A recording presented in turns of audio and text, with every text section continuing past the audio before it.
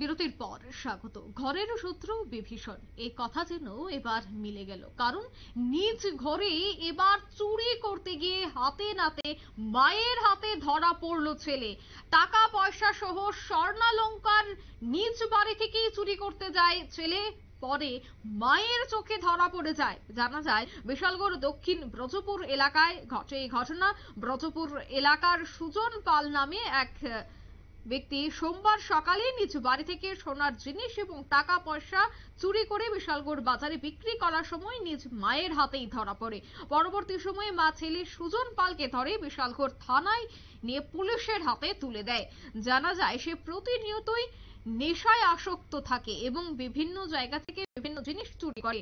এখন মা প্রশাসনের কাছে চাইছে ছেলের সঠিক বিচার হোক। কি বলছেন সংশ্লিষ্টরা, শোনাচ্ছি।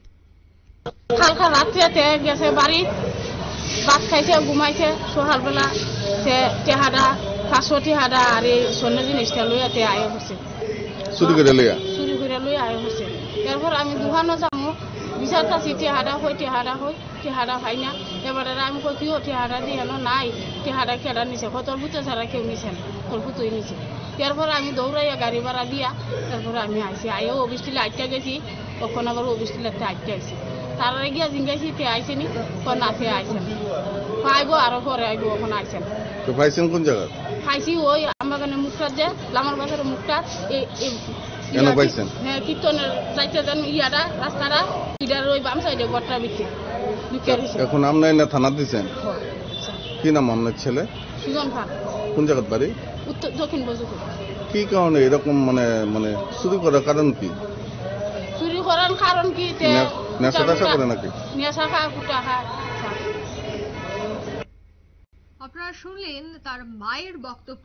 নেশায় আসক্ত ছেলে, তাই এই ধরনের চুরি কাণ্ডের সঙ্গে সে লিপ্ত। এবার বাড়িতেও চুরি কাণ্ড সংগঠিত করতে চায়, তবে তার মা তাকে হাতে নাতে ধরে এবং সঠিক যেন সাজা দেওয়া যায়, কঠোর যেন ব্যবস্থা গ্রহণ করা হয়, তার জন্য তাকে থানায় নিয়ে আসে। একেবারে নজিরবিহীন ঘটনা নিয়ে নিচে ছোট্ট একটি বিজ্ঞাপন বিরতি, সঙ্গে থাকুন।